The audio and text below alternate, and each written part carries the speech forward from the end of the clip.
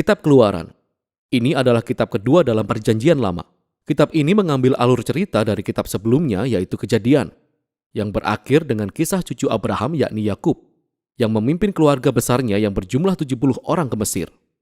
Anak ke-11 Yakub yang bernama Yusuf telah diangkat sebagai pucuk pimpinan tertinggi kedua di Mesir. Dia telah menyelamatkan seluruh keluarganya dari bencana kelaparan. Fir'aun, Raja Mesir, memberi tawaran kepada keluarga Yusuf untuk tinggal di Mesir sebagai tempat untuk mengungsi. Akhirnya, Yakub meninggal di Mesir, demikian juga dengan Yusuf dan saudara-saudaranya. Kira-kira setelah 400 tahun berlalu, kisah Keluaran dimulai. Nama Keluaran merujuk kepada peristiwa yang terjadi pada paruh pertama kitab ini, yaitu keluarnya bangsa Israel dari Mesir.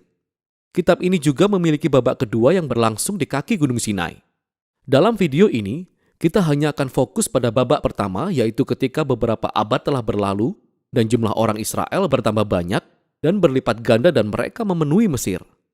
Kalimat ini sengaja mengingatkan kita kembali akan berkat Allah terhadap manusia ketika masih di Taman Eden. Hal ini mengingatkan kita kembali tentang cerita besar Alkitab sejauh ini. Manusia kehilangan berkat Allah oleh karena dosa dan pemberontakan. Lalu Allah memilih keluarga Abraham sebagai alat yang dipakai Allah untuk memulihkan berkat-berkatnya bagi dunia. Akan tetapi Fir'aun yang baru tidak melihat bangsa Israel sebagai sebuah berkat. Dia justru berpikir bahwa kelompok imigran Israel yang terus berkembang ini merupakan sebuah ancaman baginya. Seperti halnya dalam kitab Kejadian, manusia memberontak menentang berkat Allah. Di sini, Fir'aun berusaha untuk menghancurkan sumber berkat Allah, yakni bangsa Israel. Fir'aun secara brutal memperbudak bangsa Israel melalui kerja paksa. Lalu dia memerintahkan agar semua anak laki-laki bangsa Israel ditenggelamkan di Sungai Nil. Sejauh ini, Fir'aun merupakan tokoh paling buruk dalam Alkitab. Kerajaannya melambangkan pemberontakan manusia terhadap Allah. Fir'aun telah mendefinisikan baik dan buruk menurut kepentingannya sendiri, sehingga tindakan pembunuhan terhadap anak-anak tak berdosa pun merupakan hal yang baik baginya. Mesir telah menjadi bangsa yang lebih buruk dibandingkan Babel dari kitab Kejadian. Sekarang bangsa Israel menjerit meminta pertolongan untuk melawan Babel baru, dan Allah merespon. Allah membalik kejahatan Fir'aun ketika seorang ibu membuang anaknya ke Sungai Nil, tetapi dalam sebuah keranjang. Lalu anak itu mengapung dengan aman sampai pada keluarga Fir'aun sendiri. Ia dinamai Musa, dan dia terus bertumbuh sampai kelak menjadi seorang yang dipakai Allah untuk mengalahkan kejahatan Fir'aun. Dalam sebuah kisah yang sangat terkenal tentang semak yang terbakar, Allah menampakkan diri kepada Musa dan mengutusnya untuk pergi menghadap Fir'aun dan memintanya untuk membebaskan bangsa Israel. Allah berkata bahwa dia tahu Fir'aun akan menolak, jadi dia akan menimpakan penghakiman atas Mesir dalam bentuk tulah. Lalu Allah juga mengatakan bahwa ia akan mengeraskan hati Fir'aun. Jadi kita diperkenalkan pada bagian utama dari kisah ini, pertarungan antara Allah dan Fir'aun. Apa maksudnya ketika Allah mengatakan bahwa dia akan mengeraskan hati Fir'aun? Sangatlah penting untuk membaca bagian kisah ini dengan cermat dan berurutan. Pada pertemuan pertama antara Musa dan Fir'aun, kita hanya tahu bahwa hati Fir'aun menjadi keras. Tidak ada tanda-tanda bahwa Allah lah yang mengeraskan hati Fir'aun. Sebagai respon, Allah menurunkan 5 tulah, masing-masing untuk melawan Fir'aun dan salah satu dewa Mesir. Setiap kali tulah diturunkan, Musa menawarkan kesempatan kepada Fir'aun untuk merendahkan hati dan membiarkan bangsa Israel pergi. Namun setiap kali tulah sudah terjadi, kita mendapati bahwa Fir'aun selalu mengeraskan hatinya atau hatinya menjadi semakin keras. Dia melakukan ini atas kehendaknya sendiri.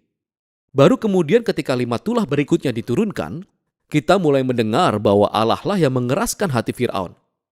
Inti dari kisah ini adalah sebagai berikut. Sekalipun Allah tahu bahwa Fir'aun akan menolak kehendaknya, Allah tetap menawarkan semua kesempatan ini kepada Fir'aun untuk melakukan apa yang benar. Pada akhirnya, kejahatan Fir'aun mencapai titik di mana tidak ada kesempatan lagi untuk berbalik. Maksud saya, bahkan penasihatnya pun berpikir bahwa Fir'aun telah kehilangan akal sehatnya. Pada saat inilah Allah mengambil kendali dan membelokkan kejahatan Fir'aun kepada tujuan penebusannya. Allah mengiring Fir'aun kepada kehancurannya sendiri ketika dia menyelamatkan umatnya. Dan inilah kelanjutan kisahnya. Melalui tulah terakhir, saat itu adalah malam Paskah, Tuhan membalik keadaan Fir'aun. Sama seperti Fir'aun telah membunuh anak laki-laki bangsa Israel, demikian juga Allah akan membunuh semua anak sulung bangsa Mesir dengan sebuah tulah. Tidak seperti Fir'aun, Allah menyediakan cara untuk menyelamatkan diri melalui darah domba. Di sini, kisahnya berhenti dan kita diperkenalkan secara detail mengenai ritual Paskah tahunan bangsa Israel. Pada malam sebelum bangsa Israel meninggalkan Mesir, mereka mempersembahkan seekor anak domba yang tak bercacat dan menyapukan darahnya pada tiang pintu rumah mereka. Ketika tulah yang terakhir menimpa bangsa Mesir, rumah yang ditandai dengan darah anak domba akan dilewati dan anak mereka selamat. Sejak saat itu, setiap tahun bangsa Israel selalu memperingati malam itu untuk mengenang dan merayakan keadilan dan kemurahan Allah. Tetapi Fir'aun, karena kecongkaan dan pemberontakannya, kehilangan anak laki-lakinya sendiri. Dan pada akhirnya, dia terpaksa membiarkan bangsa Israel pergi. Para budak Israel melakukan eksodus mereka dari tanah Mesir, tapi tidak lama setelah bangsa Israel pergi, Fir'aun berubah pikiran. Dia mengumpulkan pasukannya dan mengejar bangsa Israel untuk sebuah pertarungan final. Ketika bangsa Israel sudah menyeberangi lautan dengan aman, Fir'aun justru sedang menuju kepada kehancurannya. Kisah Eksodus diakhiri dengan lagu pujian pertama dalam Alkitab. Pujian itu berjudul Nyanyian Musa dan Israel. Baris terakhirnya menyatakan bahwa Tuhan memerintah sebagai raja. Lagu ini menceritakan kembali dalam bentuk syair segala sesuatu tentang kisah kerajaan Allah. Lagu ini menceritakan bagaimana Allah sedang dalam sebuah misi untuk melawan kejahatan di dalam dunia dan untuk membebaskan mereka yang diperbudak oleh kejahatan. Allah akan membawa umatnya ke tanah perjanjian di mana kehadiran ilahinya akan hidup di antara mereka. Kisah ini memberi gambaran tentang bagaimana jadinya jika Allah menjadi raja atas umatnya.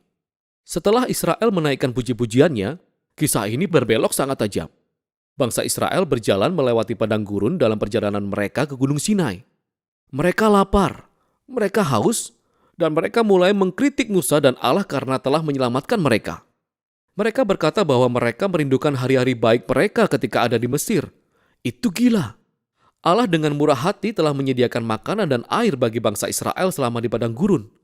Tapi kisah ini mempunyai sisi gelap. Kita mulai berpikir, mungkinkah hati bangsa Israel akan menjadi keras seperti hati Fir'aun? Kita akan lihat. Untuk sekarang, itulah bagian pertama dari Kitab Keluaran.